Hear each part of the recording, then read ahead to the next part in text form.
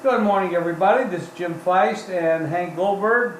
Hank is in Florida. I'm in Vegas. The Golden Knights didn't get it done, but they had a great season. And congratulations to them and to the Washington Capitals for getting, finally, after 44 years, they were ecstatic with that win last night, Hank. Yeah, it was great to watch for Washington. They certainly were excited.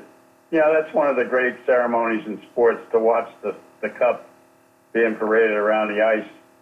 And those guys were really,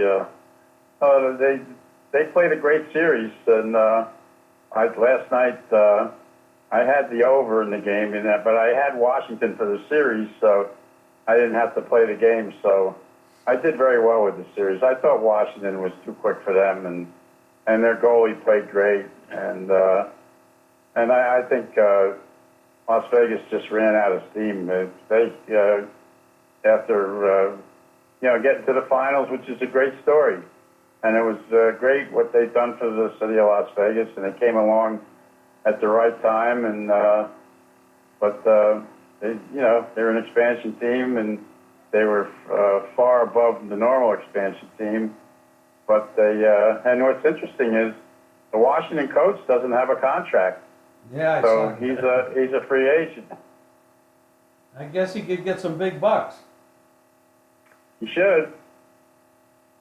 Yeah, that's very interesting. Well, tonight we might see the final game of the NBA. I don't know if they'll extend it. Cleveland will come to play. They did the same thing last year, by the way. They were leading with a couple minutes to go, and the Warriors beat them to go up 3-0. And then in Game 4, Cleveland came back and won that game, and they ended up losing it in Game 5. So that could. Well, you had the right idea. The last game, you took Cleveland in the first half, and right. That came through easily. And what was interesting was in the second half, Golden State was 5.5 point favorite, and I thought, wow, but they knew what they were doing, because Cleveland just folded in the second half. Yeah, they folded. Durant, who you've been critical of at times, he played in a magnificent game. Probably will win the MVP of the finals. Curry and Thompson didn't show up, but Durant carried them. Well, I thought that what happened in that second half was, first of all, Lebron didn't score all that much in that game. He was looking to be more of a facilitator. He was a little tired. And I expect him to have a big game tonight, and we'll see what happens. But I'd like to see Cleveland win the game and send it back to Golden State.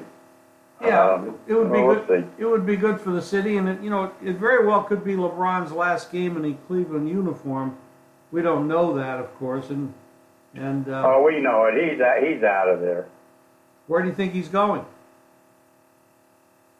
Well, the Philadelphia situation right now is kind of up in the air because they don't have a general manager.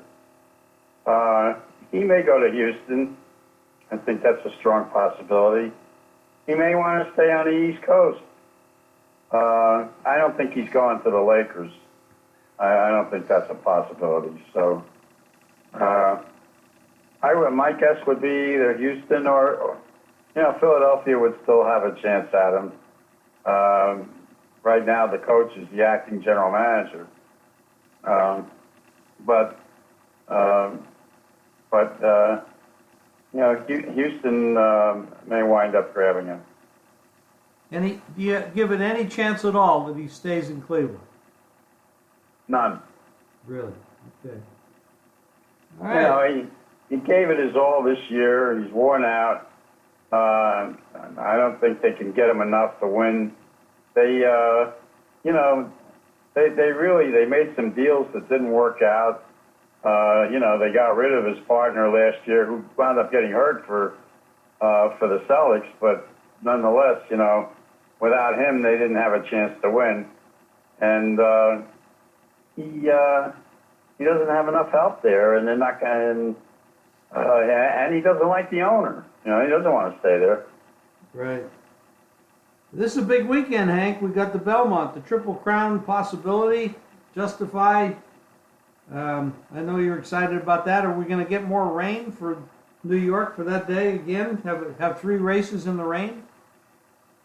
Well, they say that there's a 40% chance of showers tomorrow. I don't know what time of day.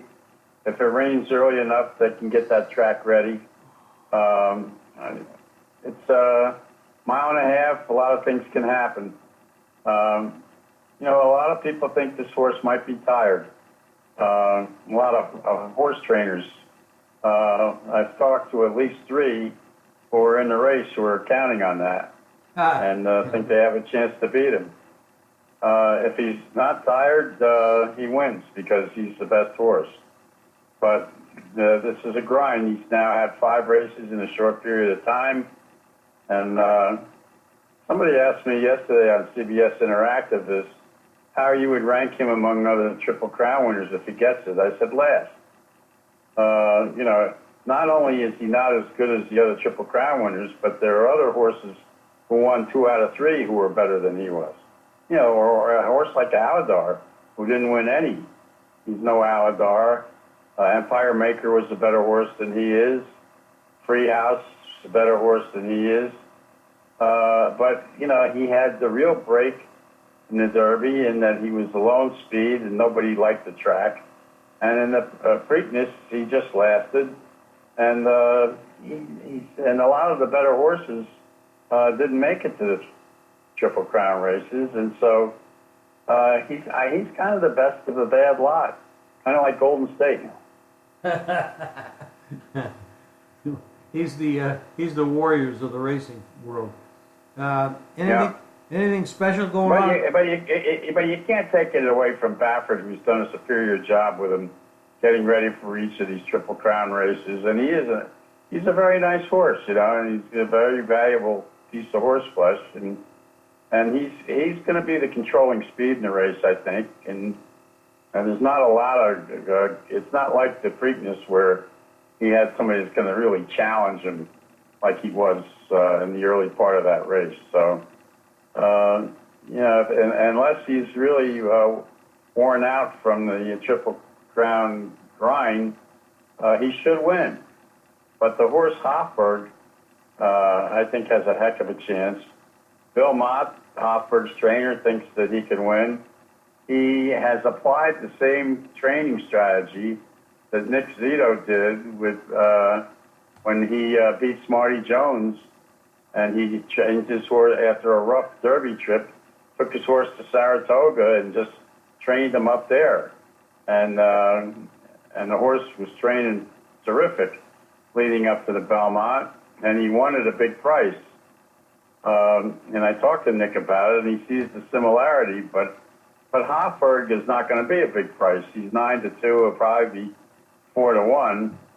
So, if he wins, unless for some reason Justify doesn't hit the board, it's going to be tough to make a huge amount of money on the race. Now, the Pick 6 got a lot of attractive races, and if you can hit the Pick 4 or Pick 6 leading up to the race, you can probably make some money. Well, I'm sure you'll be firing all day tomorrow at some of the races, that's for sure. I know you've been really hot in all the races this year, and good luck again tomorrow. Anything in baseball that excites you for the weekend? No, by the way, I've given out the Pick 6 on our service, so I did the Pick 6 races at Belmont. Baseball, big weekend in New York. Not only the Belmont, but the Yankees and Mets are going against each other. So, people in New York are excited about that.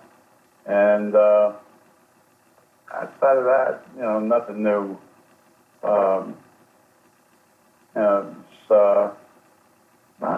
Baseball season is kind of grinding along. Yeah, you're going to get the, now that the warm weather's here and the players, the pitchers are starting to heat it up. You're starting to see some bigger prices. That Yankee matchup tonight, Tanaka against DeGrom, two pretty good pitchers there. DeGrom, of course, is amazing, but the Mets have trouble hitting the ball. They don't score, and the Yankees score a lot. So Lebron hasn't had much luck. He doesn't get much run support. Oh no, that team doesn't produce. Verlander is going at Texas. He's one of the best pitchers in baseball. And Sale's going for Boston. He's another great pitcher, going against a young guy Covey and the White Sox. Almost that game opened over 300 price on Sale. That's a huge number. It's hard to chase. And the Red Sox haven't hit that well for Sale for some reason. Sometimes it's the matchup. They throw the best pitcher at them. The Yankee Red Sox series. You've got both teams on track to win 100 games, and that's going to be an exciting pennant race for the entire season. The Red Sox have a strong lineup and good pitching, and the Yankees right now, they need another pitcher because they've got a couple of injuries there, so they're shopping right now to see if they can find another starter. Yeah, they were trying to depend on Sonny Gray to produce, but he hasn't done that, so they're going to need somebody else for sure. Yeah, but in addition to that, they lost one of the guys in their rotation, so they got to find a replacement. Well, Hank, good luck this weekend. All your stuff, all your plays and horses and everything are on the website, JIM060818. I'd like to make a football comment. Okay. I think the Patriots might have a little bit of problem early in the season because one of their very dependable backs is just got a 4-game suspension, and they lost their and they gave their other guy away, Amendola, so they could have a shortage on third down for Brady to find. But you saw about the suspension, didn't you? Yes, Edelman. 4 games. Yeah. Yeah. I mean, Edelman is a very big contributor to their offense, a guy that Brady very, very much depends on. And without him or Amendola, that's two big people in their offense who he's not going to have next year for the first 4 weeks of the season. And, there might be a little problem up there. Well, after the rain that they have had, you would expect it to start to slip a little bit and regress some for Brady, Brady and Belichick at some point. But there's something about that organization. They find people that nobody ever heard of, and they plug them in, and they seem to do okay. It's a remarkable story. I wouldn't count them out. And the other thing is the Bills, the Dolphins, and the Jets are not really strong enough to upset them and take the division. So they kind of walk into the division title, which is, it's been that way for a long time.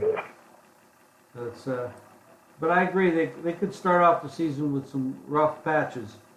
But division-wise, they'll be fine going down the road. Watch out for the Bills. Yeah, I know. They're having Chris Berman Day up there today. Chris Berman Day. I remember back in the day when I used to go to ESPN, I worked with him for a couple of years back, long time ago. It's been a lot of changes at ESPN over the years, Hank. Of course, you know that better than anybody. Well, I'll tell you, ESPN has named its football handicapping show for ESPN Plus. Chad Malman is going to host it, and Paul LaDuca is one of the handicappers. It's a joke. I don't know either person, so I really can't comment. But. Well, Chad he came out of the .com area, and he's not that great a handicapper, to be honest. Paul LaDuca is the ex-baseball player who used to be on TVG handicapping horses, where he was a very average handicapper, and now he works for Naira on their shows, where he's a handicapper, and now he's going to be a football handicapper where he has no experience. So the show has no credibility to start with, and I just don't get it. But well, you should. another, You're the one. You're the guy.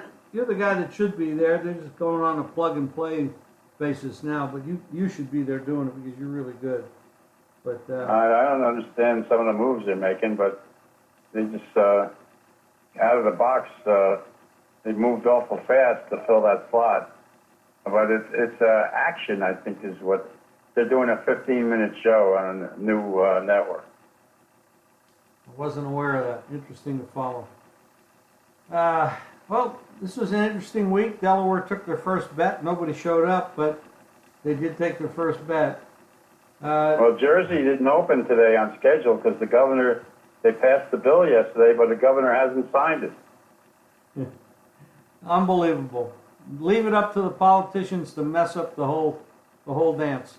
But they'll get it together, I guess. They fought for it, and now they're not even first. Unbelievable. But Hank, have a great weekend. JIM060818 for all the plays you'll need this weekend to make money. Good luck with everything, Hank. Thanks. Okay, you too. Have a good night.